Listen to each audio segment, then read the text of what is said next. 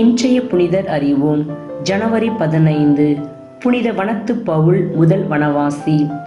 கடவுள் நிச்சயமாக தன் அன்றாட தேவையை பூர்த்தி செய்வார் என்ற நம்பிக்கையோடு 90 ஆண்டுகள் பாலைவனத்தில் பேரீச்சை பழங்களையும் காகத்தால் கொண்டு வரப்பட்ட சிறிய ரொட்டி துண்டையும் உண்டு இறை பராமரிப்பில் முழு நம்பிக்கை வைத்து வாழ்ந்தவர்தான் வனத்து பவுல். இவர் வனத்து சின்னப்பர் என்றும் அழைக்கப்படுகிறார். பவுல் எகிப்து நாட்டில் தாபேஸ் என்னும் ஊரில் 229ஆம் ஆண்டு வசதியான ஒரு குடும்பத்தில் பிறந்தார். அதனால் தரமான கல்வி இவருக்கு கிடைத்தது. அதை பயன்படுத்தி மிகுந்த அறிவாற்றலோடு திகழ்ந்த இவர் தனது 15வது வயதில் பெற்றோரை இழந்து தனிமையில் தவித்தார். அந்த காலகட்டத்தில் தான் அரசர் தீசியூஸ் கிறிஸ்தவ மக்கள் மீது தமது ஆயுதத்தை நீட்டினார். அவன் நீட்டிய திசையெங்கும் ஏராளமான கிறிஸ்தவர்கள் இரத்த சாட்சிகளானார்கள். அவனிடமிருந்து தன்னை காத்து கொள்ள விரும்பி ஒரு கிராமத்தில் தலைமறைவாக இருந்தார். ஆனால் துரதிர்ஷ்டவசமாக அவரது மைத்துனரே அவரை அரசரிடம் காட்டி கொடுத்தார்.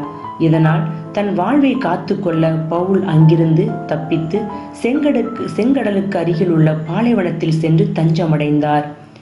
தனிமையில் கடவுளோடு வாழ்ந்தவர் தனிச்சபம், தொடர் ஒருத்தல் முயற்சி மற்றும் காட்சி தியானத்தில் தன்னை இழந்தார். மறைக்கலகம் முடிந்த பிறகு தனது ஊருக்கு திரும்பி வந்து மகிழ்ச்சியாக வாழ வேண்டும் என்ற சிந்தனையோடு பாலைவனத்திற்கு பவுல் சென்றார். ஆனால் மறைக்கலகம் முடிந்த பிறகும் இறைவனோடு தான் தனிமையில் பாலைவனத்தில் அனுபவித்த அந்த அனுபவங்களை எண்ணி அவர் ஊருக்கு திரும்பி வர விரும்பவில்லை. பாலைவனத்திலேயே தங்கிவிட முடிவு செய்தார். 90 ஆண்டுகள் அங்கேயே இருந்தார். கடவுள் மீது நம்பிக்கை வைக்கும் எவரும் என்றும் கைவிடப்படுவதில்லை.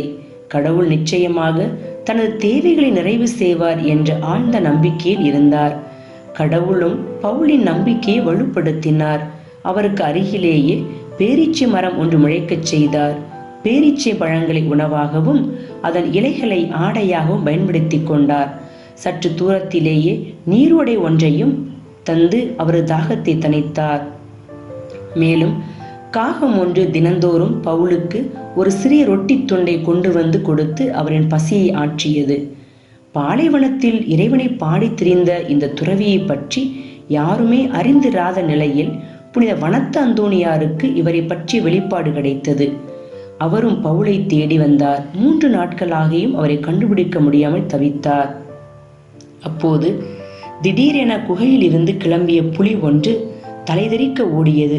அதை பார்த்த புனித வனத்து அந்தோனியார் தமது தாகத்தை தீர்த்து கொள்ள ஏதாவது தண்ணீர் தடாகம் கிடைக்குமா என்று ஆவலோடு அந்த புலியை விரட்டி கொண்டு ஓடினார். அந்த புலி நீரோடை அருகில் நின்றது. தாகத்தை தணித்து கொண்ட அந்தோனியார் புனித வனத்து பவுலையும் கண்டுகொண்டார். இருவரும் பேசிக் கொண்டிருந்த போது காகம் இருவருக்குமாக 2 ரொட்டி துண்டுகளை கொண்டு வந்தது. அப்போது பவுல், பாருங்கள், கடவுள் எவ்வளவு நல்லவர் என்று. இந்நாள் வரையிலும் தினந்தோறும் 1 ரொட்டி துண்டை மட்டும் கொண்டு வந்த காகம் இன்று நீங்கள் வருவதை அறிந்து 2 ரொட்டி துண்டுகள் கொண்டு வந்திருக்கிறது என்று கூறினார். இருவரும் இரவெல்லாம் இறைவனில் இணைந்து இருந்தார்கள். காலையில் பவுல் தாம் இறக்கப் போவதை புனித அந்தோனியாரிடம் கூறினார். புனித அத்தனாசியார் உமக்கு கொடுத்த அங்கியால் என்னை போர்த்தி புதைக்க வேண்டும். ஏனெனில் ஆரியூசின் தப்பறை கொள்கைக்கு எதிராக போராடி அவருடன் என்னையும் கலந்திட ஆசைப்படுகிறேன் என்று கூறினார். அங்கியை எடுத்து வர சென்ற அந்தோனியார் அங்கியுடன் திரும்பி வந்தபோது பவுல் விண்ணவரின் புகழ்ச்சி பண்ணோடு தனது 113வது வயதில் 342ஆம் ஆண்டில் விண்ணுக்கு ஏறி செல்வதையும் உயிரற்ற உடல் முழங்காலிட்டு ஜெபித்துக் கொண்டிருப்பதையும் 2 சிங்கங்கள் அவருக்காக கல்லறை குழி வெட்டி கொண்டிருப்பதையும் கண்டார். இறைவனின் வியத்தகு திட்டத்தை நினைத்து இறைவனை போற்றி புகழ்ந்தார் வனத்து அந்தோனியார். புனிதரிடமிருந்து கற்போம். கடவுள் மீது முழு நம்பிக்கை வைப்போம்.